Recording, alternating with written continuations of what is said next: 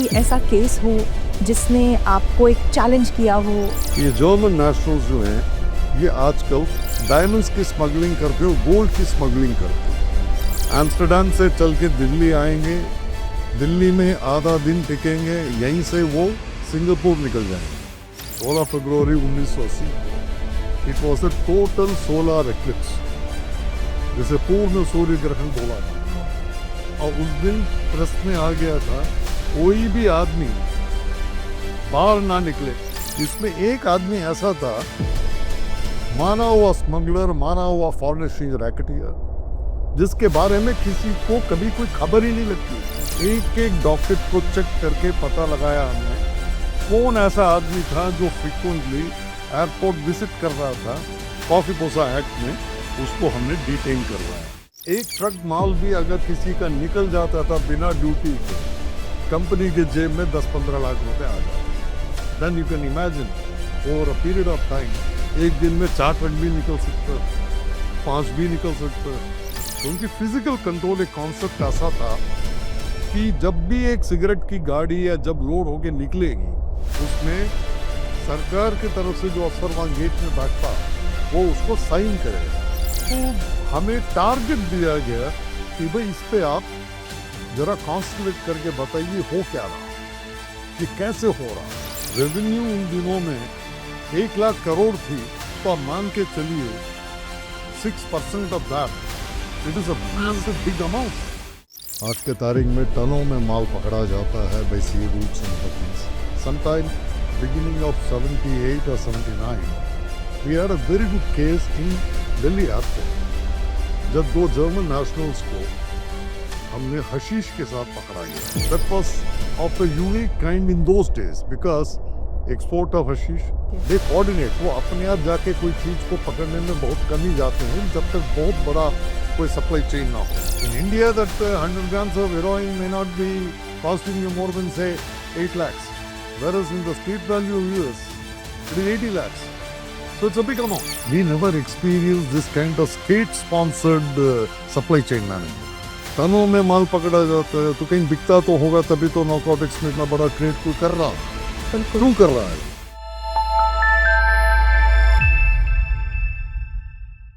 नमस्कार, मैं हूं डॉक्टर राशि जैन और आज हम वापस से मिल रहे हैं पब्लिक अलर्ट पर। आज हम लेकर आए हैं आपके लिए एक बहुत ही स्पेशल गेस्ट, जो है mister B Mohan. He is a retired joint commissioner of excise and customs. Please welcome sir. Thank you. Sir, आज हम जानना चाहते हैं आपके जीवन के बारे में, आपके इस सफ़र के बारे में, जो आप इतना लंबा सफ़र तय करके आए हैं इतनी बड़ी पोस्ट पर।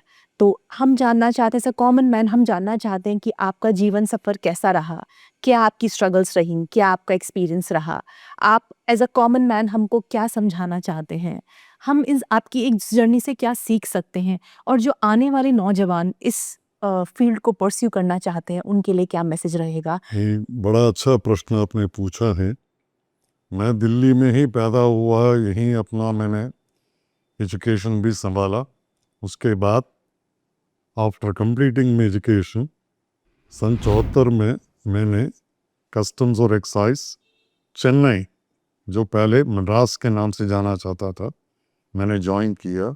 वहाँ 2-3 साल मैंने काम करने के बाद मैं दिल्ली आया।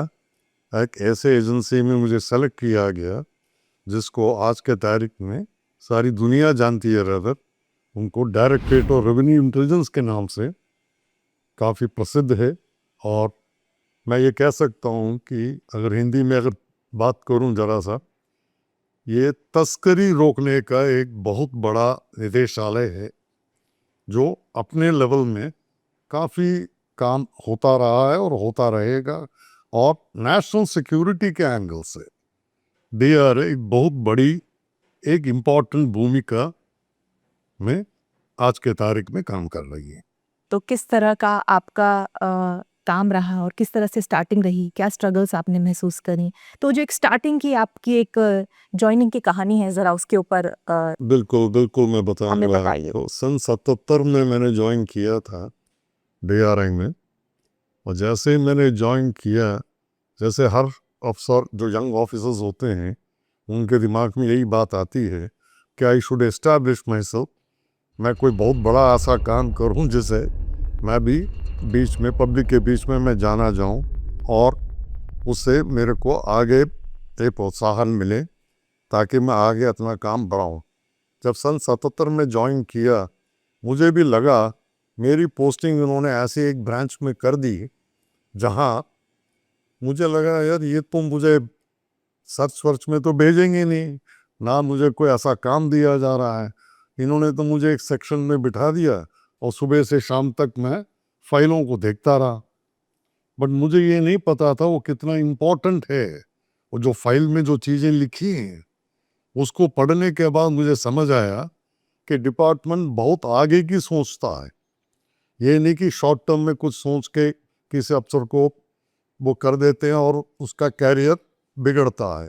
बट मुझे अच्छा लगा वहाँ काम करते करते एक ऐसा स्टेज आया कि जब मैं पूरा इंटेलिजेंस गैदरिंग में जब मुझे इंट्रोड्यूस किया गया कि I was considered to be one of the well versed officers, क्योंकि मैं हिंदी भी अच्छी तरह बोल लेता था, तो मुझे उन दिनों में जो सेंटर था खासकर लजपत राय मार्केट वगैरह एरिया में जहाँ ये तस्करी का सामान ज़्यादातर वहीं के लोग होते थे, तो वो मेरे को एक ऐसा अपॉर्चुनिटी मिला कि जिससे मैं एसोसिएट हो पाया और काफ़ी केसेस मैंने इन एसोसिएशन में कहूँगा कि जो मेरे साथ जो मेरे सीनियर्स थे उनके गाइडेंस पे और मेरे अफसर्स जो थे उन दिनों में उनके गाइडेंस के हिसाब से चला और मैं काफ़ी हद तक मैं कह सकता हूँ विद कॉन्फिडेंस कि मैं बहुत आगे बढ़ा उस।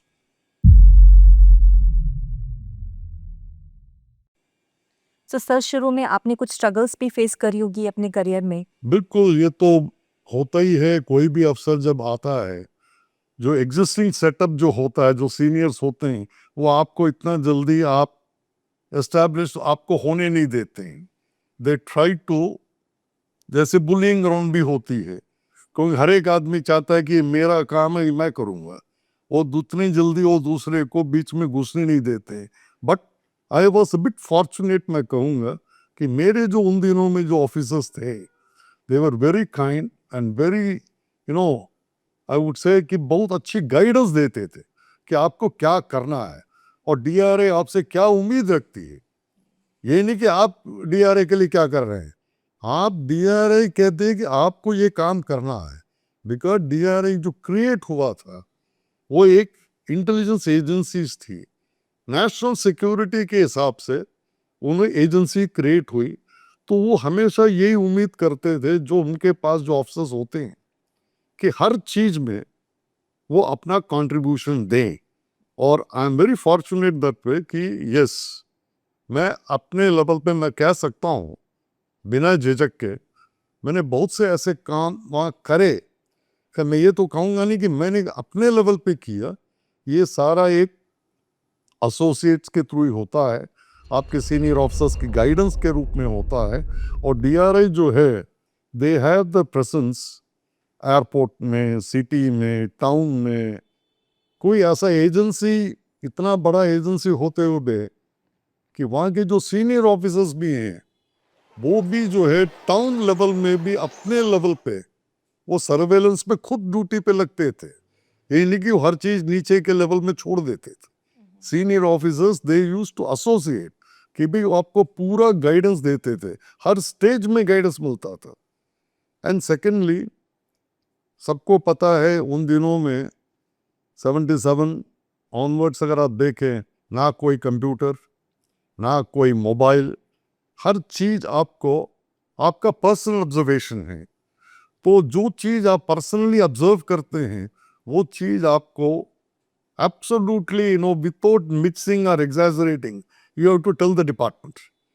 तो सीनियर ऑफिसर्स को जब पूरी बात हकीकत जब पता लगती थी उनको एक अच्छा लगता था कि एक आगे जाने में आसानी हो। हाँ, ये जो मैंने आपको बताया है कि ये पर्सनल ऑब्जर्वेशंस जो होता था इट मैटर्ड अ लॉट, क्योंकि जो चीज़ आपने देखा या जो आपने महसूस किया वो आपने पूरी तरह सच्चाई के साथ आपने अपने अफसरों को बताया, आपने कलीग से शेयर किया, जिससे कि further course of action decide हो पाता था, leading to a proper detection of a case against an economic offender.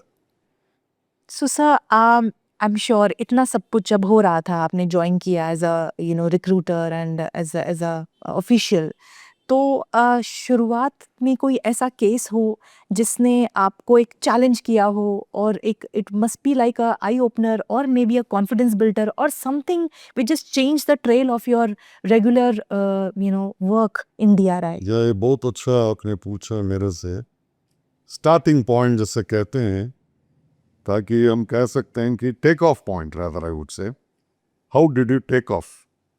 सी क्या होता है DRI में, जो हमारे जो सीनियर ऑफिसर्स उन दिनों में थे, each one was considered to be a stalwart in his own field. उन्हें पता था कि किसको कहाँ इस्तेमाल प्रॉपरली किया जा सकता है। और मैं आपको बताऊं, एक बड़ा इंटरेस्टिंग फिनोमेना था कि DRI की जो ऑफिसर्स थे उनकी पोस्टिंग बाहर भी होती है, जैसे लंदन हो गया, हांगकांग हो गया, काठमांडू हो गया, नेपाल। तो इन जगहों में भी ऑफिसर्स की पोस्टिंग होती है। और it's a matter common knowledge है कि जो भी माल इंडिया में आता था तस्करी रूप में, या तो नेपाल के थ्रू या फॉर ईस्टर्न से, जैसे हांगकांग हो गया, कई बार लंदन, एम्स्टर्डम, यूरोपियन कंट्री से भी आता था। तो उन्होंने ये देखा कि भाई आप कुछ ऐसा स्कीम ऑफ थिंग्स आप लेके आइए जिससे कि आपके पास प्रॉपर इनपुट्स आप डेवलप करिए, जिससे कि हम लोग आगे इसमें बढ़ सकते हैं। तो इस कॉन्टेक्स्ट में मैं एक चीज़ बताना चाहूँगा कि मेरा जो पहला एक्सपोजर था एक जर्मन नेशनल का था, जिसके बारे में हम लोग काफ़ी स्टडी करते रहे एज अ नेशनैलिटी। मैं ये तो नहीं कहूँगा कि ऑल जर्मन नेशनल्स और स्मगलर्स, में बिल्कुल नहीं कहूँगा, बट हमें कुछ ऊपर से खबर थी, पर्टिकुलरली लंदन के सोर्स से, कि ये जर्मन नेशनल्स जो हैं ये आजकल काफ़ी डायमंड्स की स्मगलिंग करते हो, गोल्ड की स्मगलिंग करते हैं। तो डायमंड और गोल्ड का नाम सुनते ही किसी भी अफसर के दिमाग में आता है कि इसको हम कुछ तो इसके बारे में करें। तो it took a lot of time, क्योंकि एक ही दिन में सब कुछ तो हो नहीं पाता। हम लगातार 3-4 महीने उस नेशनैलिटी के पीछे एयरपोर्ट में सर्वेलेंस रखते हुए हम देखते रहे कौन आ रहा है कौन जा रहा है, क्योंकि जितने भी जर्मन नेशनल्स थे जो हमने अपने रडार में जिनको हम लेके आए, हमने देखा ये रूटिंग लेके आते। एम्स्टर्डम से चल के दिल्ली आएंगे, दिल्ली में आधा दिन टिकेंगे, यहीं से वो सिंगापुर निकल जाएंगे। सिमिलरली यहाँ से जो आदमी जा रहा है एम्स्टर्डम की डायरेक्ट टिकट नहीं बुक करेगा, वो और कोई रूटिंग पकड़ के जाएगा। तो ऐसे हमने काफ़ी शॉर्ट लिस्टिंग करी थी। तकरीबन हमने कोई 30-40 आदमी की एक लिस्ट बनाई कि ये जो है पोटेंशियल कैरियर्स हैं डायमंड्स के, हो सकते। बट वही हुआ, अभी मुझे नौकरी में आके DRI में साल भर भी नहीं हुआ था। Sometime in 78 if I remember right, मैंने अपनी तरफ से अपने सीनियर अफसर को कहा कि सर मेरे एनालिसिस के हिसाब से एक पर्टिकुलर पैसेंजर ये 2-3 बार आके इंडिया आके वापस चली गई। She was a lady. तो it was very difficult because you can't touch a foreign national just like that. अगर वो हाईली कनेक्टेड हो तो और मुसीबत। तो हमने शॉर्टलिस्ट करके हमें पता लगा इस पर्टिकुलर फ्लाइट से ये हो सकता ही आए, बट वो दिल्ली ना आके वो बॉम्बे उतर गई। But as luck could have it, यहाँ से ऑफिसर इंटेलिजेंस लेके गया बॉम्बे में, मैं तो नहीं जा पाया, बट मेरे वो सीनियर थे, वहाँ जाके उन्होंने उस जर्मन नेशनल को इंटरसेप्ट किए। तकरीबन 80 लाख के करीब उसके यहाँ से डायमंड्स पकड़े गए। तो that was the starting and turning point for me, कि वो उससे लगा यस हम भी कुछ कर सकते हैं इसमें। And thanks to the DRI because they had full faith in us, कि उन्हें पता था ये गलत कोई चीज बताएगा नहीं। तो दैट कॉन्फिडेंस आपको जब गेन करना है, you have to really put in lot of efforts. जैसे मैंने आपको पहले भी बताया ना हमारे पास कोई मोबाइल, ना कोई ऐसा फैसिलिटी, ना गाड़ी, ना घोड़ा, हर चीज़ आपको पैदल मार्च जहाँ भी जाना है आप अपने ही साधन से करिए। बट वो एक जुनून था कि something we need to do for the country and I think we were very fairly successful. और इसी लाइन पे आगे बढ़ते हुए एक ऐसा स्टेज था, काफ़ी लोगों ने नाम सुना होगा, हाजी मस्तान का नाम काफ़ी लोगों ने सुना क्योंकि वो पिक्चर वगैरह भी बनी थी।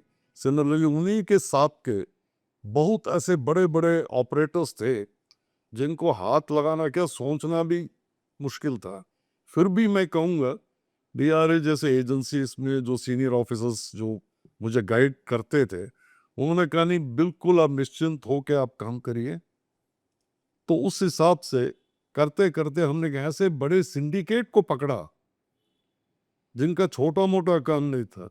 इट वॉज उन दिनों में मैंने तकरीबन 150 करोड़ का ट्रांसैक्शन के हाथ से पकड़ा गया वाओ! और उसकी जो बाकी जो कनेक्टेड सर्च सीजर्स वगैरह होते हैं तकरीबन 80 lakh dollar oh my God!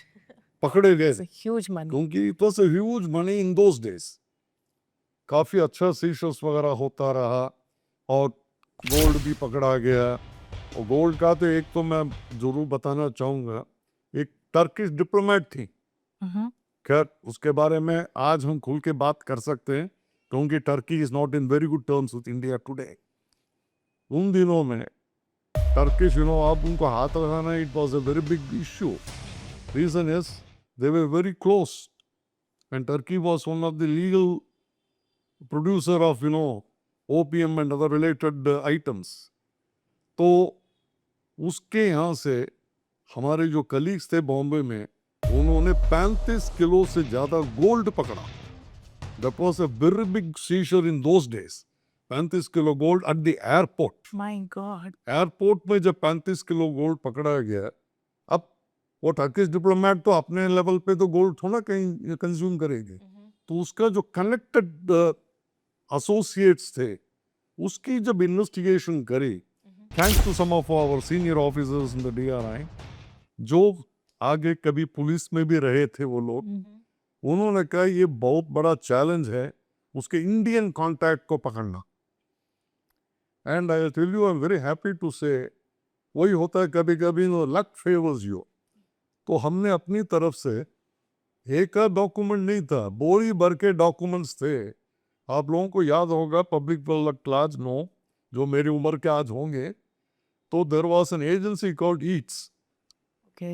एक सर्विसमैन एयर ट्रांसपोर्ट सर्विस करके ये पालम एयरपोर्ट में वो पार्किंग को संभालते थे। और वहाँ जो पार्किंग लॉट्स की जो पर्चियां थी उसको हमें वर्चुअली आप मान के चलिए बोरियों में लेके आए थे। एक एक डॉकेट को चेक करके पता लगाया हमने कौन ऐसा आदमी था जो फ्रिक्वेंटली एयरपोर्ट विजिट कर रहा था in line with the arrival of that particular flight. Oh my! That was a massive investigation, and believe me, we apprehended the person, pushed him under one of the most stringent laws of the country, coffee पोसा act में उसको हमने detain करवाया। I think that was a real, a creditable effort, one of the fantastic efforts. So you literally took out every receipt and Yes. checked and We have traced to and check everything, we have to check because otherwise the case will go for a 6 because वो तो diplomat है, वो तो diplomat अपने घर पहुंच जाएगी, आपको होगा कुछ नहीं, उसका क्या होना, except in the fact that she was declared a persona non grata, otherwise nothing would have happened to her। फिर भी कोशिश ये करी गई, काफी दबाव के बाद भी we did not leave the case, we were very successful। आप सर ये बता रहे थे कि इंडियन डिप्लोमेट्स की फाइल खुलने लगी और उस डिप्लोमेट्स का कुछ नहीं बिगड़ता, वो तो चली जाती, बट फिर यहाँ आपने डिप्लोमेट्स की फाइल और कम्युनिटी स्टार्ट ढूंढना शुरू किया। या बिल्कुल, ये बहुत बढ़िया आपने पूछा क्योंकि जब थर्ड वर्ल्ड कंट्रीज जो हैं खासकर अफ्रीकन नेशंस वहाँ भी भुखमरी है और वहाँ के जो डिप्लोमेट्स हैं जो इंडिया बेस्ड हैं, खासकर दिल्ली बेस्ड ही नॉर्मली होते हैं, हर जगह दिल्ली बेस्ड डिप्लोमेट्स होते हैं, वो जब दूसरे डिप्लोमेट्स जो एडवांस कंट्रीज के डिप्लोमेट्स की लिविंग स्टैंडर्ड्स को देखते हैं तो इनके मन में भी एक लालच आता है, हम भी उस लेवल पे पहुंचना है तो हमें क्या करना चाहिए। तो they fall prey to some of the Indian operators, वो फिर ये काम में लग जाते हैं। तो इसी दौरान हमने जब स्टडी करा मूवमेंट ऑफ डिप्लोमेट्स, क्योंकि ये सारे डिप्लोमेट जो होते हैं इनको आप किसी को भी हाथ नहीं लगा सकते, बिकॉज द प्रोटोकॉल डिमांड्स कि they are diplomats mean diplomats, they are exempted from certain checks. But हमने अपने तरफ से बहुत स्पेसिफिक इंफॉर्मेशन गैदर करी, तो हमें पता लगा एक पर्टिकुलर डिप्लोमेट, कि उन दिनों में क्या था, it will be very surprising to lot of people, काफ़ी आप लोग सरप्राइज हो जाएंगे, कि gold was being taken out from India, Okay. Silver was being taken out from India. क्योंकि उस दिन तक ये था सोच सबकी, इंडिया के अंदर गोल्ड आता है, आता है। गोल्ड जाने की जगह बात आ रही थी। ये बड़ा एक अजीब किस्म का एक था, और सिल्वर बाहर जाना, और सिल्वर का रेट जो बाहर है इंडिया से ऑलमोस्ट 5-6 गुना हो गया था। तो प्रॉफिट था, जो यहाँ के जो लोग थे उन्होंने डिप्लोमेट्स को हायर किया, उनके थ्रू भेजा गया। और ब्यूटी ये था, जिस आदमी के थ्रू भेजा गया उसी फ्लाइट में जो इंडियन ऑपरेटर था वो भी ट्रैवल कर रहा था। Okay. So they were exchanging words by code. Code कुछ नहीं था, सिगरेट पैकेट।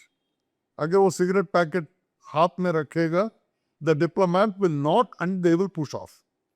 तो जब माल उनका पकड़ा गया, because they were keeping surveillance, and the beauty was, वो दिन ऐसा था कि everybody was scared, because if I remember right 16th of February 1980, ये दिन आप भी पूछेंगे क्या खासियत थी इसमें। 16 फरवरी 1980 को it was a total solar eclipse, जैसे पूर्ण सूर्य ग्रहण बोला जाता। और उस दिन प्रेस में आ गया था, कोई भी आदमी बाहर ना निकले, जिससे लोगों की आंखें भी जा सकती। वो इतना डेंजरस एक फिनोमेना था। बट DRI है, और वहाँ के जो अफसर हैं उन्होंने कहा ये सब तो अपनी जगह है भाई, जब हमारे पास ऐसा कोई अच्छा इनपुट है तो हमें नहीं छोड़ना चाहिए, आप एक बार देखिए तो सही, देयर इज नथिंग रॉन्ग। तो हम एयरपोर्ट में थे, तो एयरपोर्ट के सर्वेलेंस के टाइम, ऐसे टाइम पे फिर 16/2/1980 जो बता रहा था, सूर्य ग्रहण के दिन, इवन एयरपोर्ट में भी ऑफिसर्स जो थे वो भी 3 बार सोच रहे थे कि एप्रन में जाऊं या ना जाऊं, क्योंकि जो बाहर जाएगा रेस तो उस पर भी पड़ेंगे। बिल्कुल। तो ये डिप्लोमेट और ये जो ऑपरेटर्स थे, उसने इस पर्टिकुलर दिन का फायदा उठाया, बहुत बड़ा फायदा उठाने की कोशिश करी। करी। जो हमने उनको दबोच लिया, तो तकरीबन 45 किलो सिल्वर पकड़ा गया। दो क्वांटिटी के हिसाब से आज अगर हम देखें, इट इज अ पीनट, कुछ भी नहीं है आज के तारीख में जो माल पकड़ा जाता है। बट उन दिनों में it was considered to be a very big breakthrough. और ब्यूटी ये था, विद इन 1 मंथ हमने 4 या 5 जितने भी थे उसके इंडियन कॉन्ट्रैक्ट्स जो थे सबको हमने घर दबोचा, and everybody was detain under COFEPOSA. और कॉफीपोसा एक्ट में आपको जैसे बता रहा हूं कि it is known as conservation of foreign exchange and prevention of smuggling act. ये बड़ा स्ट्रिंजेंट प्रोविसो है, इसके अंदर बेल वगैरह इतनी जल्दी होती नहीं। एक बार अगर आपको अंदर पकड़ के कर दिया तो आप कम से कम 9-10 महीने तो आप मिनिमम रहोगे। वो इसीलिए स्ट्रिंजेंट बनाया गया ताकि ये आदमी दोबारा स्मगलिंग में ना आ जाए। ओके। तो बट इसके अंदर जो सबसे बड़ा ब्यूटीफुल एस्पेक्ट जो मैं आपको एक शेयर करना चाहूंगा, इसमें एक आदमी ऐसा था, माना हुआ स्मगलर, माना हुआ फॉरेन एक्सचेंज रैकेटियर, जिसके बारे में किसी को कभी कोई खबर ही नहीं लगती थी। वो हमेशा इतना बैकग्राउंड में काम करता था, कोई सोच भी नहीं सकता है कि वो सब, वो किसी ने उसका नाम तक नहीं सुना। जिससे पूछे वो कहते पता नहीं। फिर भी हमें एक हिंट मिला कि ना वो चाय पीता है, ना दारू पीता है, ना कोल्ड ड्रिंक लेता है, कुछ नहीं लेता, सिर्फ दूध का ग्लास पीता है, ठंडा ग्लास दूध का पीता। तब इस एक पर्टिकुलर इनपुट को लेके पूरी DRI में Oh God. एक समतो हर एक आदमी सोचने लगे ऐसा कौन सा स्मगलर है, ना जो सिगरेट पीता है, ना दारू पीता है, ना चाय पीता है, ये कौन है ये? तो ढूंढते ढूंढते हम उस आदमी को ढूंढ लाए, and he was found to be a son of one of the, उन दिनों में one of the major foreign exchange racketeer, जो करोड़ों रुपया हर दिन ऊपर नीचे करता था. That I think was the feather in the cap कि डीआरआई में एक चीज हमें लगा, if you are really sincere in pursuits, अगर आपका पैशन है, nobody can stop you from progressing. So from this baseline information, if you can really make something authentic out of it, then truly it needs passion. Yes, definitely. Without passion, you cannot, rather, I would say, you are not fit to be in DRI. It is as good as, sitting wherever you are. But don't waste the time of DRI and resource of DRI. You have to contribute, whether it is small or big. That is for the DRI to decide how they recognize you. And I'm really grateful. DRI did recognize me over a period of time. Though why not in DRI, I had to be transferred out for certain reasons beyond control. When you touch diplomats and other places, Yes. some amount of political things will always arise. Flashback, yes, of तो course. कहीं ना कहीं flashback हो जाता है, तो उससे मैं भी कोई अछूत नहीं था, मुझे भी अफेक्ट होना पड़ा. उस टाइम के जो मेरे साहब थे, जो डायरेक्टर साहब थे, उन्होंने कहा I am doing something for you better, कि इस टाइम पे आपका डीआरए कंटिन्यू करना आपके लिए भी ज़रा दिक्कत हो जाएगी और हमें भी एम्बरासिंग फील होना पड़ेगा, आपको मैं रिलीव कर रहा हूँ. तो from there I got relieve. Then after spending some time, almost 4 years in the field of human resource management, sometime in 81 to almost 82 to 86, I remained in HR related issues. मैं ये नहीं कहूँगा कि HR में इतना interesting काम नहीं था, काफ़ी अच्छे काम होते थे वहाँ, because we were responsible for creating certain posts, agencies को expand करने का scheme, all those things were there. Then sometime towards beginning of 86 April, or if I remember right, I was offered an appointment in the same DRI but in a different agency, because there was called the Directorate of Anti-Evasion. So there I continued for quite some time, from 86 to almost till about 93 I continued. As I told you in the beginning, though I never remained in a particular field, but in Directorate of Anti-Evasion, that was like in DRI, they were dealing with customs related work. Okay. Directorate of Anti-Evasion, we normally dealt with evasion of central excise duties, what we call indirect taxes. Sir इसको थोड़ा सा और Yeah, मैं इनको बता, इस शब्दों में Directorate of Anti-Evasion जो है, बेसिकली एक एजेंसी ऐसी है जो उन दिनों में central excise point of view, जो ये मैन्युफैक्चरर्स वगैरह जो होते थे, इनको सेंट्रल एक्साइज का लाइसेंस लेके ही काम, लाइसेंस राज था उन दिनों में, रजिस्ट्रेशन करानी पड़ती थी. और उनमें क्या था कि जब हमें लगता था डिपार्टमेंट की तरफ से, अगर वो समझते थे कि 100 रुपया अगर रेवेन्यू आ रहा है, तो डिपार्टमेंट ये मान के चलता था या 6 रुपए तो कम से कम कहीं ना कहीं लीक हो रहा, अच्छा और 6 रुपए कहीं ना कहीं से आ सकते हैं. तो उन्होंने एक ऐसी एक स्पेशलाइज एजेंसी क्रिएट करी जो ऑल इंडिया बेसिस में इंटेलिजेंस वगैरह गैदर करती थी regarding central excise related issues, कि जो मैन्युफैक्चरर्स हैं ये क्या अडॉप्ट कर रहे हैं, कैसे कर रहे हैं, इन करके इन्होंने एक ऐसा एक ऑर्गेनाइजेशन बनाया, on which I was transferred there. And again, as I put it earlier, it was an offshoot of DRI only, क्योंकि वहाँ अपॉइंटमेंट भी DRI वाले ही करते थे उस एजेंसी के लिए भी. Later on, because of some technical problem which arose in my particular case, okay because आपको मैंने बताया कि DRI से मैं ट्रांसफर हो गया था because of some reasons beyond my control.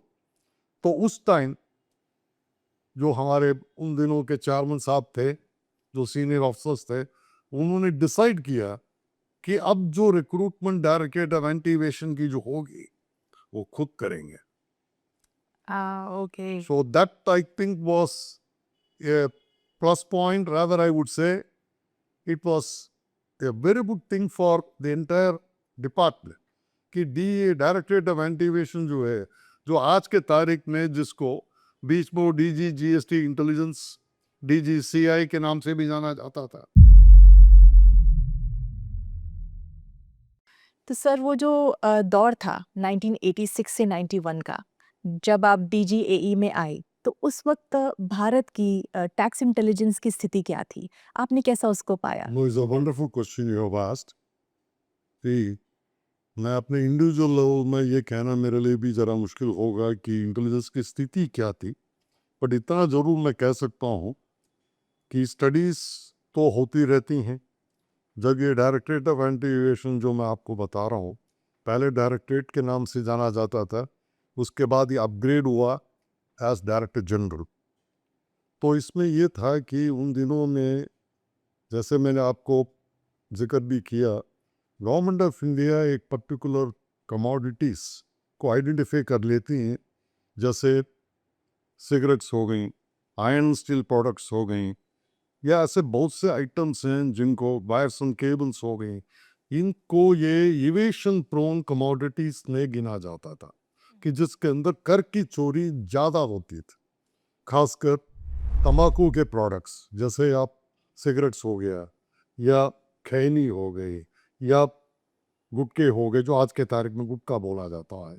उन दिनों में ये पान मसाला गुटखा नहीं था, mainly cigarettes was one, bidis, iron and steel products, क्योंकि घर घर में स्टील और वो इस्तेमाल होता था, चोरी होती थी, कुछ ना कुछ बिना बिल के माल निकाला जाता था। सीमेंट हो गया, वायर्स एंड केबल्स हो गया, जो घर की खपत ज़्यादातर। इसके बारे में सरकार ने सोचा, यार अगर हम 100 रुपये हम ड्यूटी इसमें से उम्मीद कर रहे हैं, हानि तो हमें 106 चाहिए थी, तो उन्होंने टारगेट रखा कि कम से कम जो है हमारे हिसाब से 6% से लेकर 10% तक ये रेवेन्यू का कहीं ना कहीं लीकेज हो रहा है। इस लीकेज को प्लग करना बहुत जरूरी है। अब ये कहना तो बहुत आसान है, ये तो मैंने 100 रुपए की बात करी, जहां रेवेन्यू उन दिनों में 1 लाख करोड़ थी, तो आप मान के चलिए 6% of that, it is a massive big amount. 6,000 crore रुपया या 10,000 करोड़ रुपए की रेवेन्यू लॉस। तो इसको प्लग करने के लिए अफसरों को सेलेक्टिव बेसिस में, उनकी पास्ट परफॉर्मेंस के बेसिस में, उनके एक्सपीरियंस के बेसिस में उनको डायरेक्टरेट ऑफ एंटी इवेशन में लाया गया कि भाई आप लोग आइए और देखिए। और I am very fortunate that we to be hand picked also, कि भाई जहाँ मेरे जो डायरेक्टर साहब थे, they were all experts in this field. मैं बिल्कुल झिझकूंगा नहीं कि कहने में, उनके टाइप ऑफ ऑफिसर्स आज के तारीख में गिन सकते हैं आप। They were really considered to be one of the, no, जैसे कहते हैं, very patriotic also. There is nothing doing, you are at full liberty, only thing you have to stay with in the four walls of law. कोई ऐसा गलत काम नहीं होना चाहिए जिससे कि, आफ्टर ऑल पूरा भारत जो है मैन्युफैक्चरिंग पे ही डिपेंड करता है। वो ठीक है, कहने को कह सकते हैं वी आर प्रीडोमिनेटली एग्रीकल्चरल, वो एक अलग बात है, बट कहने का मतलब है मैन्युफैक्चरिंग बेस जब तक बढ़ेगी नहीं तो कंट्री प्रोग्रेस नहीं कर पाएगी। तो एक एंटी इवेशन अफसर होने के बावजूद भी पहले हमें सोच ये आता था कि भाई एंटी इवेशन का काम तुम करेंगे करेंगे, at the same time you can not kill the industry. After industry को अगर आप किल कर देंगे, आप 2 रुपए आप एंटी इवेशन पकड़ने जा रहे हो, अगर उससे आपको एक बहुत बड़ा नुकसान अगर हो जाए, जैसे कि कंपनी बंद हो जाए, क्या उनकी वजह क्या थी, क्यों वो कर रहे थे, ये सब चीज़ें एक बार हमें स्टडी करना पड़ता था। स्टडी करने के बाद हमें लगता था कि नहीं, yes, now we can proceed. इसी दौरान मैंने देखा cigarette was identified as one of the a major commodity, कि ये सिगरेट्स के ऊपर ये बहुत बड़ा एक इवेशन का रैकेट आ रहा है। इसमें बड़े बड़ी कंपनियां थी। इनफैक्ट अगर आप लोग जरा सा ध्यान रखते हो कि सिगरेट इंडस्ट्री ऐसी इंडस्ट्री है, उन दिनों में ये माना जाता था, क्योंकि इंसिडेंस ऑफ ड्यूटी जिसको बोलते हैं, उसमें जो रेट ऑफ ड्यूटी जो थी दैट वाज वेरी हाई। तो एक ट्रक माल भी अगर किसी का निकल जाता था बिना ड्यूटी के, कंपनी के जेब में 10-15 लाख रुपए आ जाते थे। Then you can imagine over a period of time, एक दिन में 4 ट्रक भी निकल सकता, 5 भी निकल सकता, 10 भी निकाल सकते हैं, तो रोज निकाल सकते हैं। तो over a period of time एक अंदाजा ये तो लगा कि भाई कम से कम इसमें 500 टू 600 करोड़ रुपए की इसमें इवेशन हो रही है, and that was Fairlie a big amount because government of India can't afford to lose that kind of money. तो हमें टारगेट दिया गया कि भाई इस पे आप जरा कॉन्सेंट्रेट करके बताइए हो क्या रहा, ये कैसे हो रहा। तो क्या था सिगरेट्स के अंदर द बेसिस फॉर लिविंग जैसे बोलते हैं, किस बेसिस में रेट ऑफ ड्यूटी फिक्स होती है, कैसे कलेक्ट करी जाती है। पहले था वैल्यू बेस्ड। अगर सिगरेट की जो वैल्यू बेस्ड है, क्योंकि ये बड़ा टेक्निकल हो जाएगा, मैं कहीं बात करूंगा, बट मोटा मोटा बता सकता हूँ, ये होलसेलर को जिस प्राइस में बिकता था माल, उस पे ड्यूटी कलेक्ट हुआ करते थे। अब जितने बड़े बड़े जो ये सिगरेट मैन्युफैक्चरर्स हैं, वहाँ चार्टर्ड अकाउंटेंट्स, एमबीएस, ये बड़े बड़े जो accounting professionals, they are the people who were employed. क्यों? दे कैन अफोर्ड, क्योंकि इतना पैसा उनके पास जनरेट होता है, तो उस हिसाब से वो पेमेंट भी दे सकते थे। अब या एक इंस्पेक्टर या एक सुपरडेंट या जो भी अफसर वो होते हैं हमारे लेवल के, उनकी तनख्वाह से उन लोगों की तनख्वाह 10 गुना होती थी। तो लालच, तो बहुत दिनों तक ये चलता रहा। पता लगा कि यार ये तो मिली भगत वाला मामला। क्यों? Cigarettes could be cleared only on physical control, क्योंकि फिजिकल कंट्रोल एक कॉन्सेप्ट ऐसा था कि जब भी एक सिगरेट की गाड़ी या जब लोड होके निकलेगी, उसमें सरकार की तरफ से जो अफसर वहां गेट में बैठता है, वो उसको साइन करेगा। तो इससे क्या पता लगता है कि कोई ना कोई कहीं ना कहीं इन्वॉल्व था इसमें। बिल्कुल।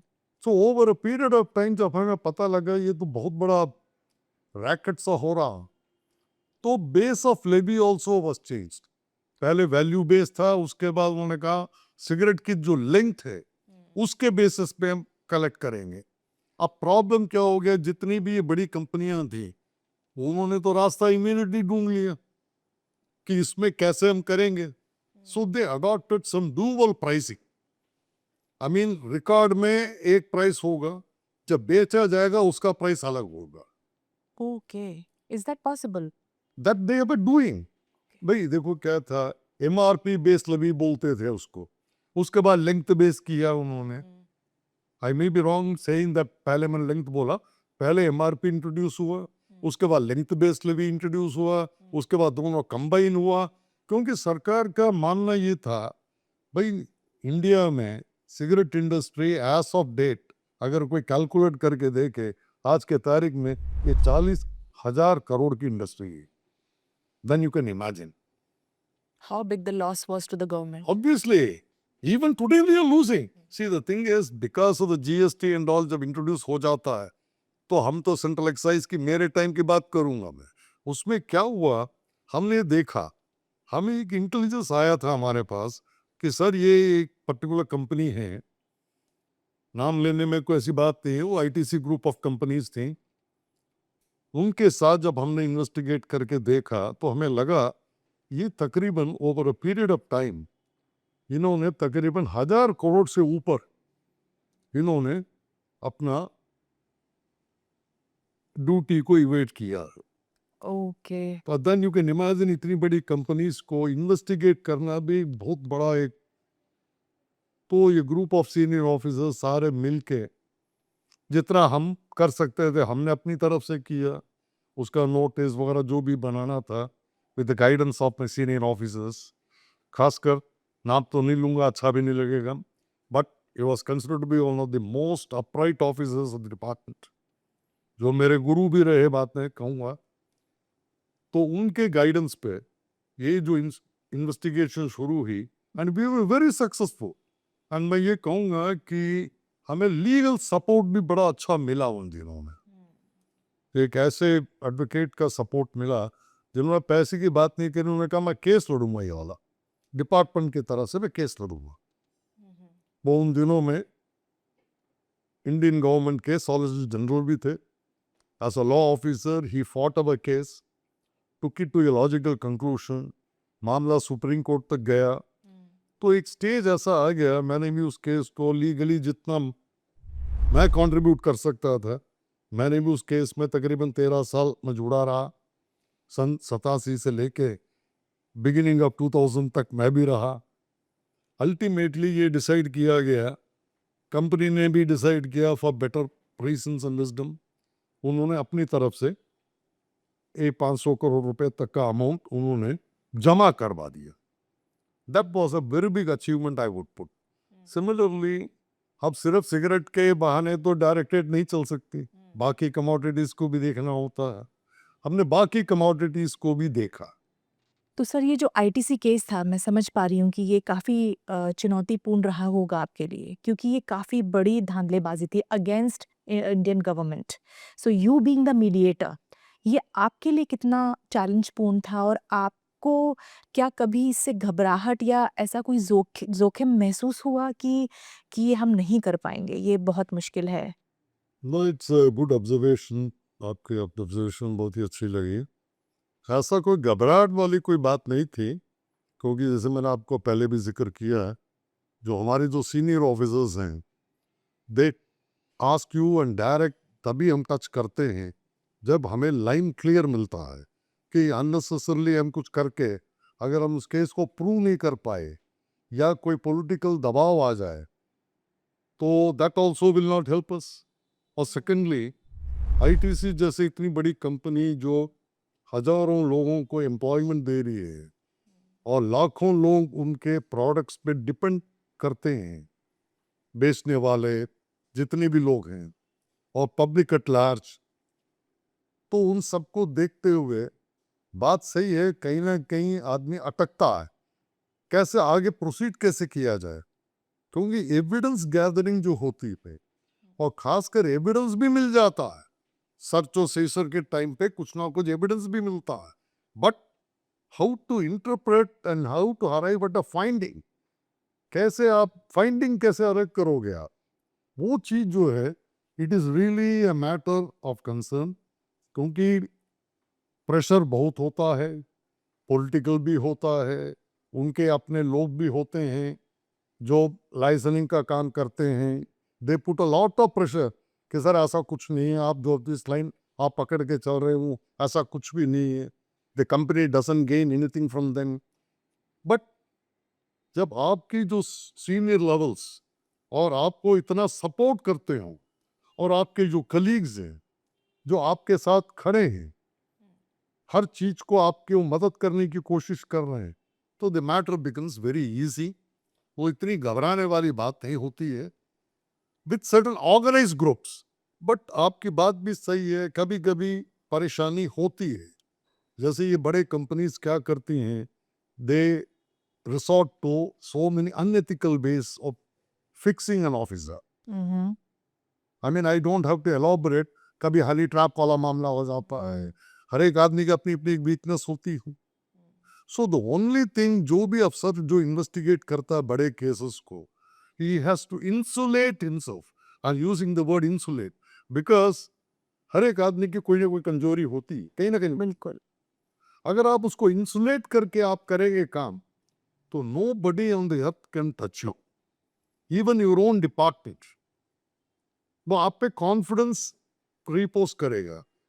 भाई इतनी बड़ी केस में भी ये आदमी अकेले खड़े होके हर चीज को ये फेस कर रहा है, तो इसका मतलब there is something with him, so they will also recognise.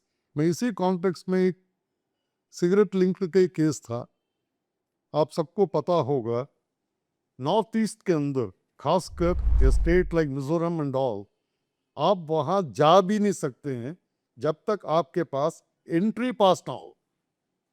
जी। बिना एंट्री पास के बाहर का कोई भी आदमी वहां जा ही नहीं सकता है। तो इसका एडवांटेज एक बहुत बड़े ग्रुप ने हम्म उठाया, जो उन दिनों में बड़े पॉपुलर थे। एक पनामा ब्रांड ऑफ सिगरेट बनाते थे वो लोग। बट आपको पता है, जब ड्यूटी का पकड़ा जाता है एविएशन, तो उन्होंने देखा कि ये बढ़िया काम ये रहेगा, हम एक यूनिट जो है, एक क्लैंडस्टाइन यूनिट हम मिजोरम में डाल देते, जिससे कि बाहर का अफसर तो कोई आएगा नहीं यहाँ, मतलब वो वहीं रहेगी और वहीं यही रहेगी, वहीं से विजिलेंस करेगी। करिए।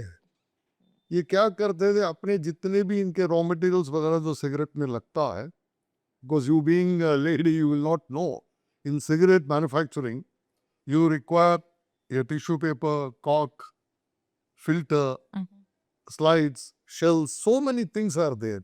अब इन सब की सप्लाई तो मिजोरम में तो होगी नहीं, तो ये क्या करते थे, अपना बाकी जगहों से, बड़ौदा हो गया, बॉम्बे हो गया, और कहीं से करा के वो मिजोरम में सप्लाई होती थी। उसी नाम से it will shown as if it is all manufactured in Bombay और बड़ौदा। ओके तो पकड़ना इतना आसान नहीं था उनको, but we had an input. हमें एक इनपुट मिला कि मिजोरम के अंदर एक ऐसी यूनिट चल रही जो करोड़ों रुपया का इवेशन हो रहा। That was one of the, and the question was, Bong के लोग जो हैं, नॉर्थ ईस्ट के लोग हैं, अब यू नेवर नो, अगर हम पर्सनली कहीं जाएं, पता लगे you are beheaded also. Yes That was a cause for worry, कहीं ऐसा ना हो, मिसफायर ना हो जाए। So we have to remain little bit, जैसे हम लोग कहते हैं ना, लोग जरा low key नहीं। It started in a very big bang, but over a period of time, at least personally I felt it is better to stay away from that. The reason is not because I was afraid of anything. The question was, it should not lead to some untoward incident. Yes In fact, the company was very successful in unnecessarily implicating a very senior level by going for the honey trap system. Okay That officer didn't know what was happening, Hmm. though he was not at all involved in that. But with the kind of morphing and all you can do, was fixed that way. that fellow was fixed. So I can only thank my stars that I didn't get into that kind of a problem. So basically, sir ये जो movies में हम देखते हैं ना, सिंघम में, Possible. it is happening. It is for real. That happened. Yeah. See, what happens, there are certain things. I would share with one other experience I had when I had to go for a textile ride. See, the textile community, by and large, they are considered to be little bit of, what you call, जैसे वो जरा आक्रोश के साथ काम करने वाले labour है वहाँ। Okay. लाला खुद तो आएगा नहीं वहाँ, बट जो लेबर फोर्स है उनको भड़का देंगे। ये सर ये भी एक नया स्टडी है कि हर डिपार्टमेंट का लेबर क्लास कैसा होगा और ओनर कैसा होगा और manufacturing. Thing is, we can't have any control on them. How can you control their labor? So the labor will simply be told, अरे ये लोग आए हैं, तुम्हारे सारी तनख्वाह सबके कट जाएगी अब की बार। वो एक ऐसा भड़काव कर देते हैं, the labor starts manhandling you. What will you do then? You had it. It happened in Surat. Of course, it happened a little before I joined this department. In the group of officers of Directorate of Anti-Evasion who had gone for a raid, they were beaten to rags. Oh my God. So you have to be very careful with these kind of people. But my experience was, sometime in 87, if I'm not mistaken, that was immediately after this ITC business, there used to be a textile product by name Bichona. It was considered to be one of the premier brands of bed sheets and pillow covers and all, like Bombay Dyeing. Right. These people were also very popular, and they were in UP, Sahibabad area. Believe me, when we touched, that fellow was taking undue advantage of a system. He was manufacturing the pillows and other places in different names at a different place, and in the main unit they were only cutting the cloth. They said the cutting of the cloth, it is not covered by excise. Okay. But that was a foolish interpretation they have, and we were very successful in determining the case. And again, he was very highly politically connected. See, when people are connected at high level, political connection is there. So minister level connection is Yes. also there. The connection was there. That connection was there, in another case. Here also, the then Vice President of India, he was directly involved in that deal. So, as a junior official, what we can do? But yet, as I told you, in the Directorate of Anti-Evasion or DRI or any other place, the top officials, they just don't care. Wonderful. They, in fact, you learn the resistant power. Because of the support at the top level, you can resist these kind of forces. And I'm very happy. I could resist these people. Nothing could be, of course, it has its own implications. At some point of time, you have to move because the scene has to go on. Otherwise, what will happen? You will unnecessarily get stuck at some place and you will end up in problems. So I think sir हम ये समझ पा रहे हैं कि जितना भी चुनौतीपूर्ण था ये, जितना भी चैलेंजिंग था ये, एक तो आपका अपना पैशन और ये फियरलेसनेस और fierceness and this strength of unity and people at your higher post, and you being so humble, learning from them and being um, taking the guiding light from them. I think ये सब कुछ मिला के आपको एक force देता था. Definitely, you are absolutely correct.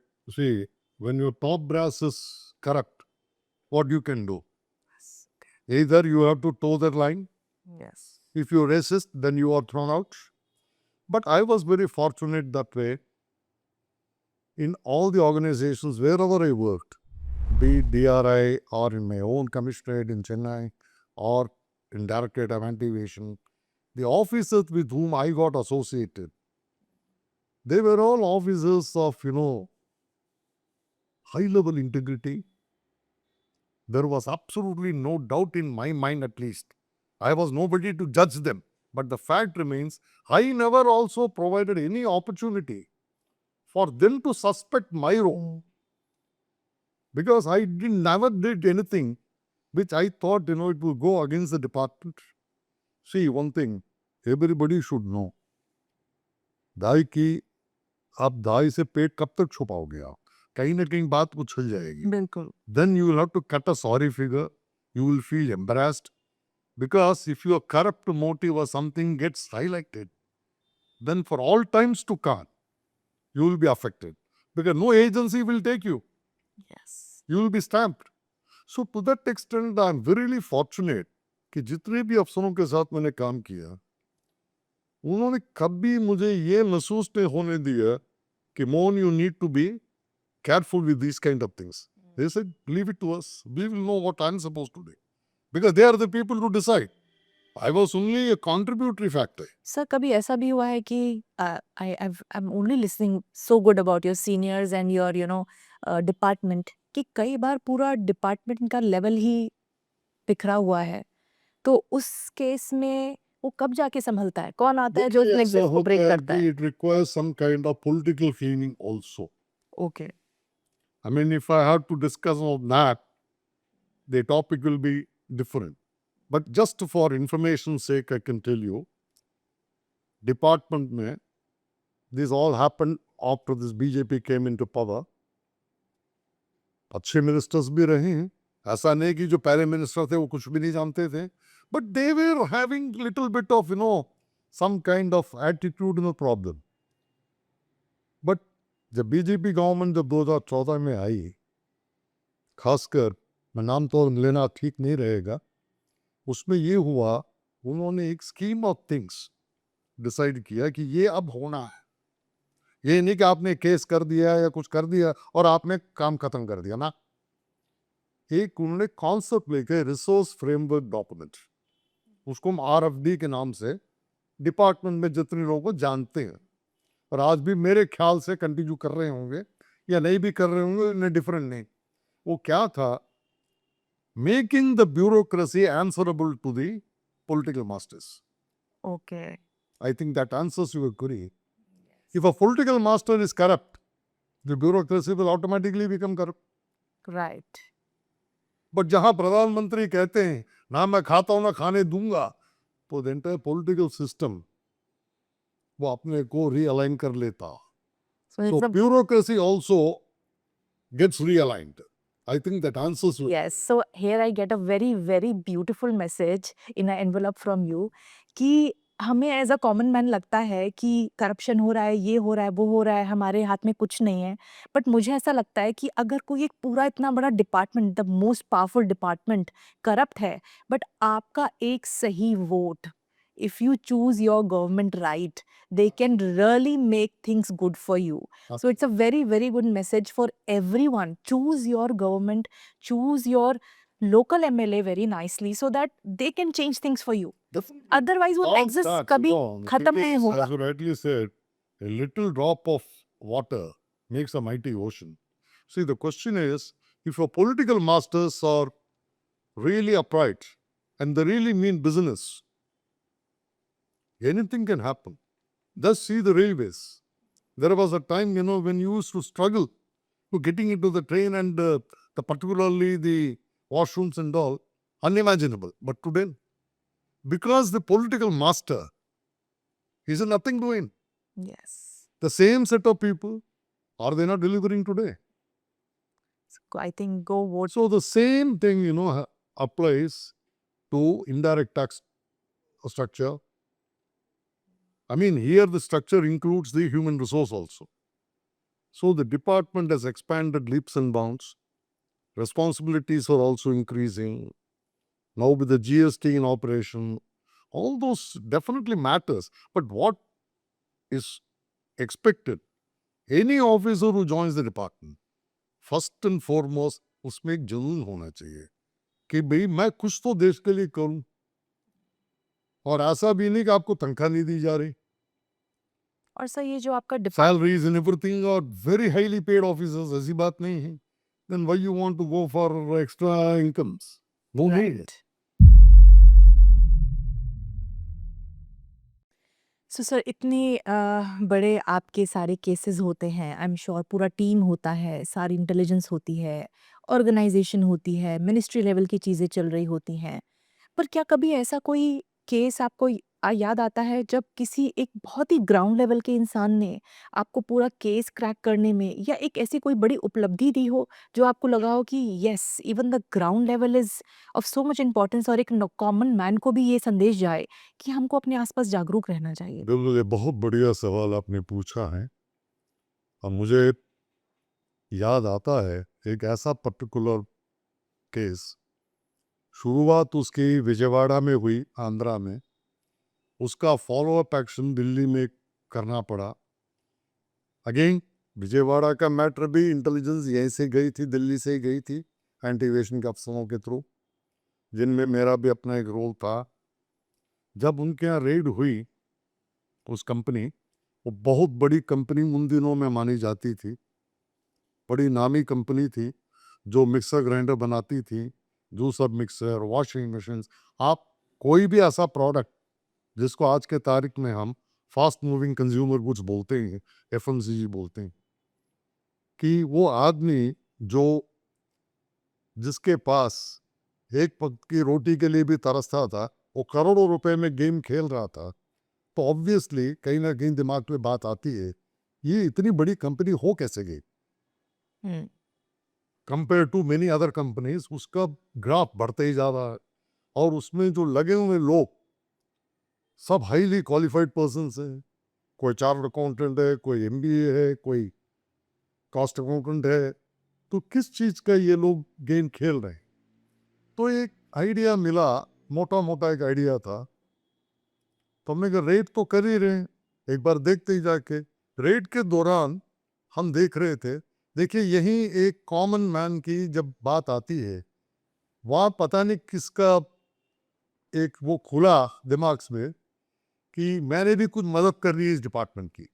Self conscious जागृत. कहीं ना कहीं वो एक जागरूक होके उसने हमसे कहा कि वो पता नहीं उसको क्या पड़ी थी कि मुझसे ही बात करनी थी. उसने बात करी, उसने कहा सर आप ऐसा है, आप ये डॉक्यूमेंट जरा एक बार देख लीजिए, आपका अपने आप समझ आ जाएगा। अब देखिए उस डॉक्यूमेंट को समझना इतना आसान नहीं था, क्योंकि स्पॉट में डॉक्यूमेंट नहीं समझ आती। आप उठा तो सब लेके आते हैं, उसके बाद जब उसको एनालाइज करते हो तभी आपको उसका इंपॉर्टेंस पता लगता है क्या है वो। Right. And that too if it is all recorded in a code, what will you do? अब वो क्या था, उसने कहा सर आप समझ जाओगे। उसने सिर्फ एक हिंट ही दिया था हमें, सर आपको पता है ना ये 5वीं क्लास से जब छठे में जाते हैं, माँ बाप अपने बच्चों को ज्योमेट्री का बॉक्स खरीद के देती है। मैंने कहा what is the relevance of this with the case? वो इतना कह के वो वहां से निकल ली, बिकॉज ही ऑल्सो न्यू कि अगर वही खड़ा रहेगा, it's a big risk. It's a risk for his life also and Yes. Family also. और वहां के जो लोग हैं एक दूसरे के ऊपर शक तो कर रही हैं, ये क्या बात हो रही है। उसने अंदर वैसे ही बोल के वो चल दिया वहां से। तो मैंने कहा ये क्या तो कुछ रहा है कि ज्योमेट्री बॉक्स की भी बात कर रहा है। तो हम अपने तरफ से देखते रहे कि भाई कुछ तो कहीं मिलेगा। क्या होता था, जब भी ये माल अपना जब बाहर के स्टेट्स में बेचते थे, जूसर मिक्सर ग्राइंडर्स को ज्योमेट्री बॉक्स के नाम से निकालते थे। Oh my God. अब देखिए रिस्क फैक्टर, ज्योमेट्री बॉक्स का वेट कितना होगा? मामूली। ज्यादा 100 ग्राम। Whereas a mixer grinder will weigh you nothing less than 600 to 700 grams. Yes. तो वो ट्रक जो जाता था भाई, उसमें अगर 5 टन माल अगर लोड हो रहा है, 5 tons is not a small thing. Yes. 5,000 kgs weight. Right. 5,000 kgs में ज्योमेट्री बॉक्स कितना आएगा 100 ग्राम के हिसाब से? 50,000 geometry box. Why this 50,000 geometry box will be transported all the way from Delhi to the particular place? And who are the people who will be consuming there? Right. चलो वहाँ school भी नहीं है, कुछ भी नहीं है, जहाँ तुम माल बेच रहे हो, and every day the same material goes. So in a month, if you calculate, it will look as if, some 1 lakh geometry boxes have gone to the particular village. Oh my जहाँ school के भी foundation नहीं है। तो that raised a doubt. What I'm trying to tell you, a hint at a small level yes. that threw open the entire line of investigation. Absolutely. This was one of the unforgettable incidents in my career, where an ordinary person whom I had no connection whatsoever, in fact, that fellow would not have even dreamt somebody would come to their premises and take a raid and all. And later on, what happened? Then I found, because ultimately, we have to recognize somebody's contribution in a very secret manner. Yes. I can't go and openly tell, yes. Saurabh ji, bhai, ye paise lijiye na. It's not that. You have to be very discreet in helping him in a small way. So I took a chance to find out who is the person. So he came. I mean, he came as if, he doesn't know me at all.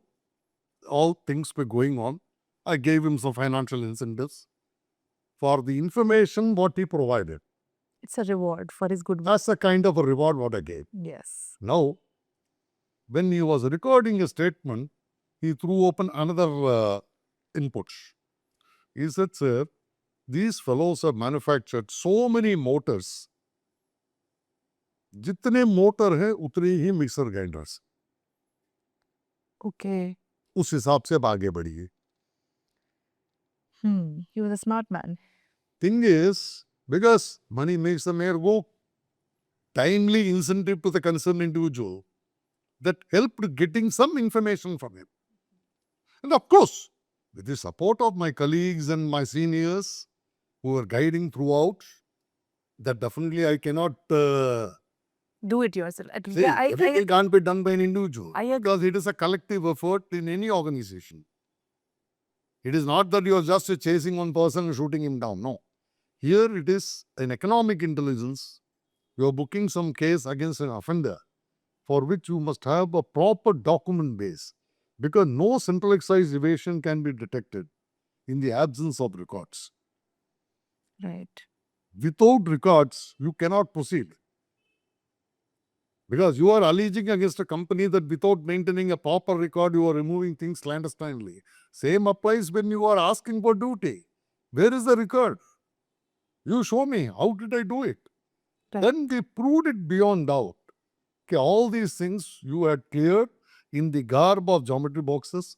And secondly, the number of motors you manufactured, which runs into lakhs. Because you being familiar, each mixer will contain only one motor. Yes. There can be two motors in the same mixer. Right. So when the company agreed that they had cleared the motors, we said, this means we have cleared the entire mixer guidance only. Yes. Ultimately, an evasion of excise duty at that point of time Okay. was detected to the tune of around 4 to 5 crores. 15 implications and now work out to 10 crores. It's not a small amount. But unfortunately, what happens, the chartered accountant of the company was the minister of that particular department. Oh my God. Okay. What I could do? Lot of pressure was there. But he being a professional and also a minister, he said, no, you proceed the way you want. But don't resort to any third degree techniques, which we normally don't do in central excise. Customs, yes, at times it happens. It's unavoidable.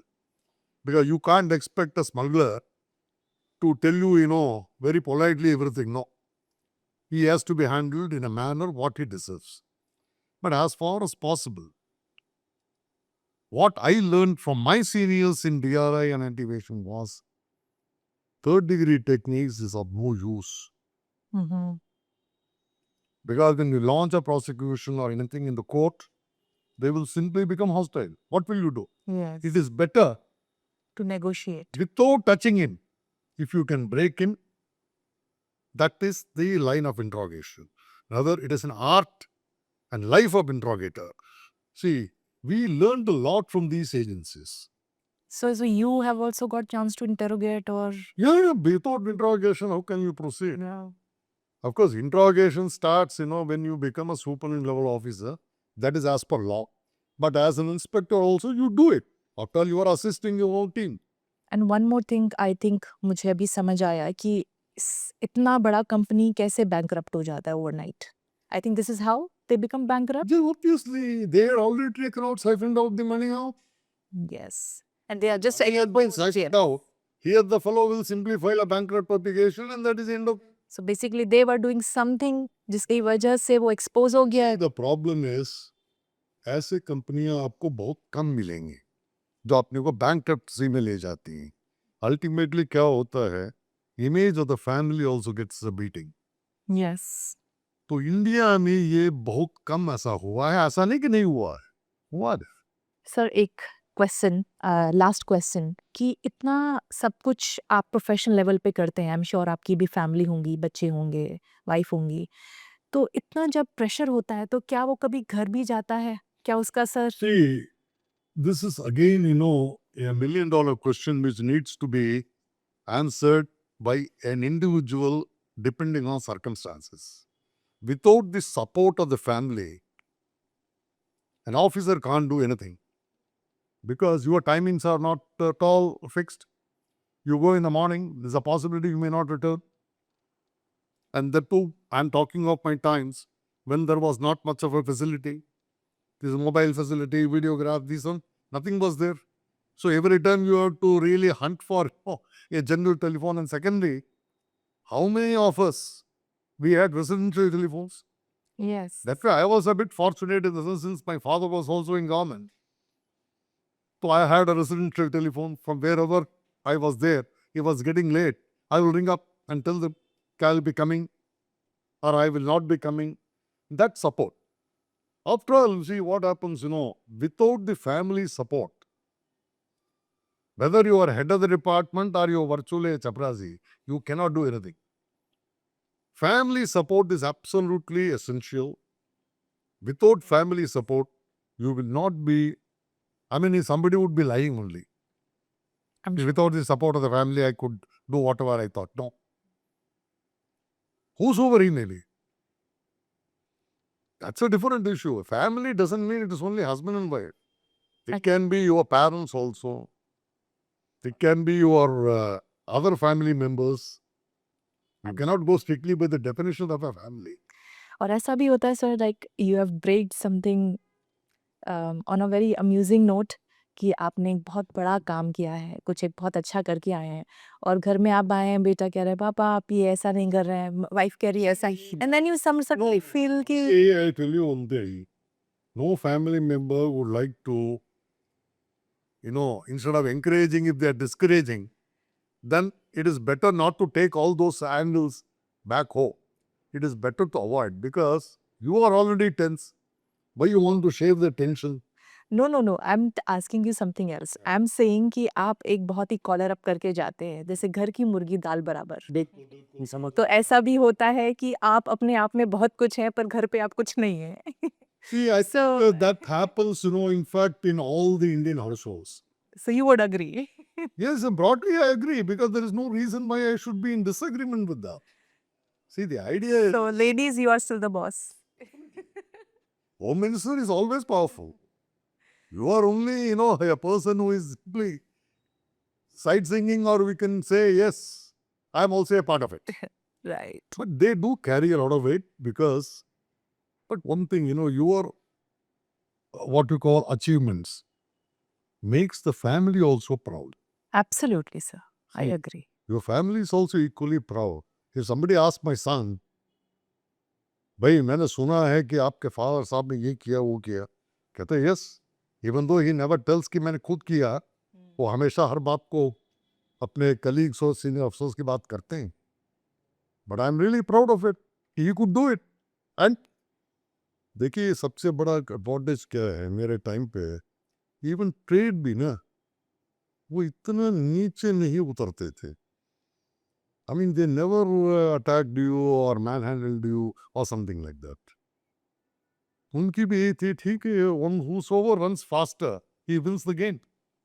Right. When a smuggler is over smart, you can't do a damn thing with him. Similarly, if the officer can run faster than the smuggler, what could the smuggler do? So why एक mutual understanding भी थी कि they never, unnecessarily tried to manhandle और creates problems. होता है, मैं ये नहीं कहता नहीं होता, हमारे टाइम पे भी हुआ है, एक आध आप लोगों ने पढ़ा भी होगा, an officer, on his way back, that fellow gets eliminated. अब वो क्यों एलिमिनेट होता है, इसका मतलब ये है कोई पर्सनल रंजिश थी, Right. भाई आपने उस अफसर से या उस स्मगलर से आपका कोई पर्सनल मामला था, आपने पैसे ले लिए और काम नहीं किया उसका, इसे आपने पैसे भी ले लिए मेरे काम भी नहीं किए, Right. मैं तो दोनों तरफ से गया। तो हो सकता है कि एट द मोमेंट ऑफ जैसे कहते हैं ना कि बिल्कुल ही ये अनटूवर्ड में गिना जाएगा, बट ऑर्गेनाइज्ड में ये नहीं, Common नहीं होता है, common ऐसा नहीं। रेयर कि a smuggler attacks an officer or something like that. होता है, मैं ये नहीं कहता वो कहाँ होता है, नॉकआउट किसके फील्ड में हो जाता है, because stringent punishment. Okay. See, possession of narcotics that leads you minimum 10 years in jail. तो वहाँ एक the particular offender, that fellow tries To escape. to escape or to create a situation कि जिससे कि वो उस टाइम निकल ले कहीं, अगर वो पकड़ा जाएगा तो 10 साल का इम्प्रिजनमेंट की मामला आ जाता है एंड पैसा भी लगता है। See courts don't encourage everything free ना, Right. वहाँ भी आप अपना एडवोकेट करेंगे तो it is a very expensive proposition. तो सर अभी हमने DRI, DGAI के आपके बहुत सारे एक्सपीरियंसेस और केसेस के बारे में जानकारी ली, बहुत सारी चीज़ें हमने सीखी। तो लेकिन आज की डेट में जो यूथ, एज अ यूथ मैं समझती हूँ एक मेन प्रॉब्लम जो हम डील करते हैं वो है ड्रग्स की, नारकोटिक्स की। तो उसमें भी कोई आपका ऐसा एक्सपीरियंस रहा है या ऐसी कोई कहानियाँ हैं जो हम दर्शकों से शेयर कर सकते हैं? बिल्कुल अनिल, ये नारकोटिक्स की जो फील्ड है, आई हैड एन एक्सपीरियंस। मुझे नारकोटिक्स में काम करने का मौका मिला। डायरेक्टरेट ऑफ एंटी एविएशन से जब ट्रांसफर हुआ तो मुझे नारकोटिक्स कंट्रोल ब्यूरो, जो कंट्री का सबसे पावरफुल एंटी नारकोटिक्स एजेंसी है, पहले मिनिस्ट्री ऑफ फाइनेंस में था, आजकल जो मिनिस्ट्री ऑफ होम में आ गया है। तो again as I told you earlier, political leadership wants ये नारकोटिक्स रिलेटेड इश्यूज को बड़े टफ हाथों से इसको हैंडल करना है, and we must recommend some very stern action.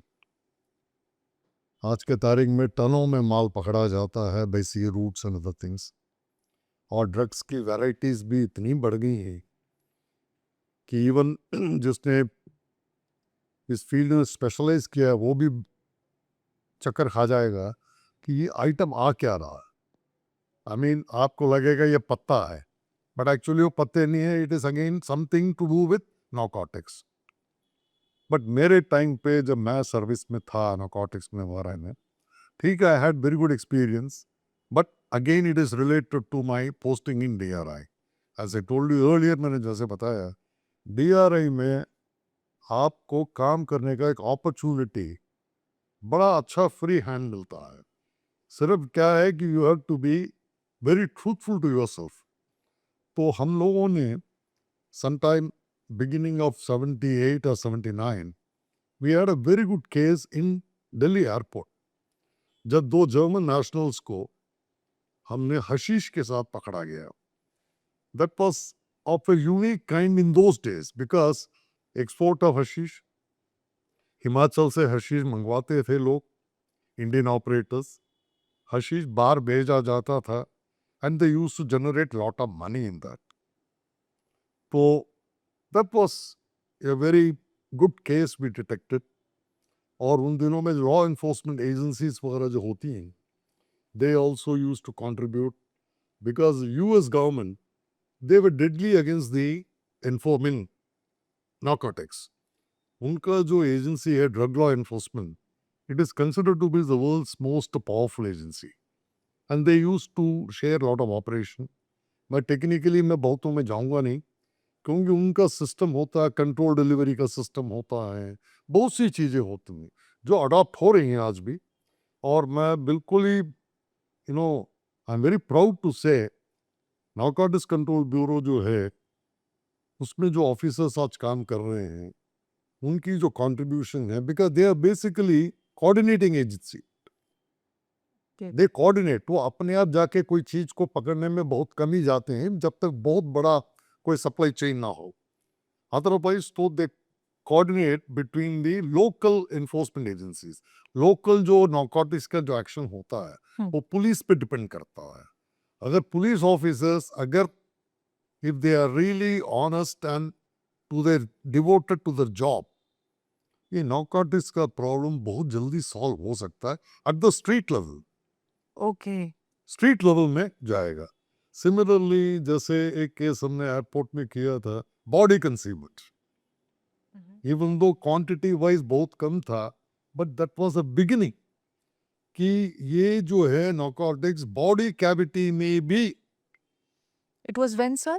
This was again way back in 1980 if I am not mistaken. So body concealing, literally they Yeah, they will sew it swallow- inside. Oh, No, they will swallow okay. in the rubber ball or a condom or whatever you may call, or they may insert it through their renals, whatever you call. Then they will carry.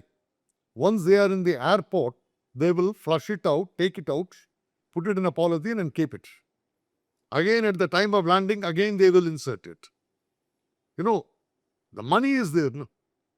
See, if it is 100 grams of heroin, in US, the street value will be $1 lakh. Oh my God. In India, that 100 grams of heroin may not be costing you more than, say, 8 lakhs. Whereas in the street value of US, it is 80 lakhs. So it's a big amount. But now it is all done in tons because it is the state-sponsored supply. During my times, we never experienced this kind of state-sponsored supply chain management. But today, it is the state which is sponsoring such actions. Like the state of the Mm. country. Yeah. Who are those people? See, it's very difficult to name a particular person or a particular individual or anybody. You mean the common racket they have formed? Yeah, and see, they are for example, today it's a matter of common knowledge. This narco-terrorism, what we call, what is that? The funds which is generated from the sale of narcotics, those funds are utilized for terrorism. terrorism-related activities. So one of the states is Pakistan. Everybody knows. It has come out in the press. But thing is, evidence. See what happens. Again, you have to travel a little back. There is a agency called International Narcotics Control Board. They control the activities. In India, we have, apart from the Narcotics Control Bureau, we have another agency, Central Bureau of Narcotics. They control the production of opium. And all others are derivatives of opium. Right. Morphine हो गया, बाकी जितने भी alkaloids होते हैं, they are all derivatives of opium. Opium is again licensed production Okay. because very strict parameters are there.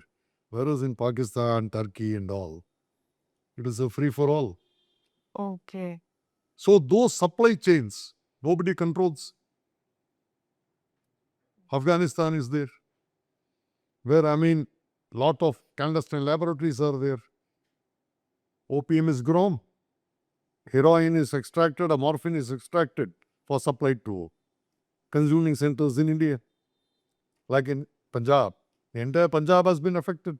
Yes. Now, of course, politically people claim they are cleaning up. But the fact remains, one of those, and Tamil Nadu, another very big center for consuming this kind of things. Okay. See, these are all areas which one has to address now. And I'm very sure, because with the present leadership of the Home Ministry, he is not going to spare anyone. Wonderful. We hope for the best. And that should be.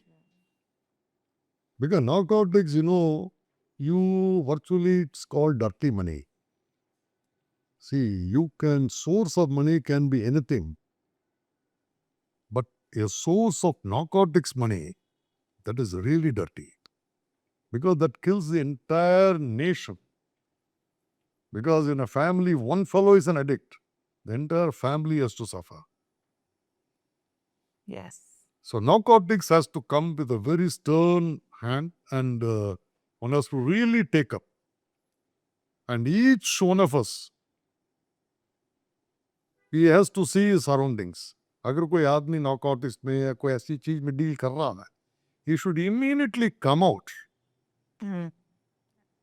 But again, as I told you a little while, it is the local police who are the law enforcement agencies for local narcotic interdictions. They are the people. They must come forward. आजकल तो school level पर भी हो रहा है sir. That's So what I'm it's saying. happening. It will, it's a generation damage हो जाएगा. Because as I told you, even पत्ता समझ के आप समझोगे कुछ नहीं है, but उस पत्ते में ही सब कुछ है. Yes. Now, there are many things which are coming up. LSD is in, lysergic acid. It comes in a small stamp size paper. उसमें कोट होके आता है. Okay. आप समझोगे ये तो सिर्फ डाकिया को डाक है. पता लगा ये तो नार्कोटिक्स है. वो बच्चों के उसमें सेल होता है. And secondly, it is a way of living. See, what has happened today, affluency जब आती है families में, life में, अगर वो सही डायरेक्शन पे इस्तेमाल हो जाए तो बहुत अच्छी बात है. But if the affluent kids start using these kind of drugs just to enjoy, a very limited period of hallucinations or whatever you call, but they don't understand. The cost they pay. The cost, not only that, they are damaging themselves. इसका कोई treatment भी नहीं। भाई pen के लिए तो morphine दे सकते हैं आप, बट मॉर्फिन को रॉ फॉर्म पे आप शुरू कर दोगे, There is no antidote. then what That- will you do? ये वर्चुअल डीजेनरेशन है फैमिली का। कई फैमिलीज बर्बाद हो गई हैं इसी चक्कर में। सी अल्कोहल, मैं ये नहीं कहता बाकी चीजें बहुत अच्छी चीजें, but narcotics, this one particular thing, because that is again linked to the terrorism. Narco-terrorism is another very big thing which is affecting the country. जो narcotics trade में है, टनों में माल पकड़ा जाता है, तो कहीं बिकता तो होगा, तभी तो narcotics में इतना बड़ा ट्रेड कोई कर रहा है। बिल्कुल। क्यों कर रहा है वो? An amount of money which gets generated. And that is used in terrorism. That is So obviously to basically back you- up the terrorist-related activities, purchasing of arms and weaponry arsenals. So actually it is an anti-national Absolutely. business. It is absolutely a threat to national security rather. But yahi public at large also should come forward. So I think we have Even though we also adopt 26 June every year is considered to be the anti-drug day. But it's only remain advertisement ही होता है, बाकी तो कुछ नहीं। So I think more or less it's a lesson and it's a alarm for us parents also that we need to be We very need to control the words, vigilant. You have to come whatever it may be. If you find your kids or words, they are just diverting or deviating from a regular setup, somebody needs to find out. And secondly, don't encourage them with money. Why should you encourage them? Yes, I think भाई yes. Mummy आपको खाना बांध के दे रही है, आपको पानी दे रही है, सब दे रही है, उसके अलावा आपको 20 का नोट क्यों क्यों चाहिए? चाहिए? और अगर आप दे रहे हैं तो उनसे एक्चुअली हिसाब मांगे। Account for. No, all these things needs to be accounted for. Yes. See, no teacher would teach, you take drugs and all. No teacher work this out, कोई बात नहीं करेगा. But somebody has to build the cat. Yes. And that has to come from within only. Family, yes. We have, yes, exactly. हमको घर का माहौल और I think communication open रखना है ताकि बच्चे को खुद ही इतनी समझ हो कि हमें ये नहीं करना It's है। not that, एक बार आप निकल गए सब कुछ ठीक हो जाएगा, नहीं. See, the amount of money which you need to spend for de-addiction, that is much more than what you can think of. Nothing comes free. घर पे किसी के साथ अगर कोई चीज आ गई, एडिक्शन हो गया है, उसको डी एडिक्शन कैंप में अगर लेके जाना है, That will also cost. that costs a hell of money. Hell of money. So to avoid all that, it is better keep the concerned agencies informed and lead a good life. Thank you, sir. So Thank you for this wonderful insight about the real ground level work and what as a person we should be vigilant about. So thank you so much. So, I'm grateful to Dr. Rashi for having entered into this kind of a conversation, which covered various aspects of my career in DRI, anti-evasion, and narcotics related issues. And I'm grateful, and I wish Public Alert Channel a grand success in years to come and to grow from strength to strength. Thank you. Thank you so much sir.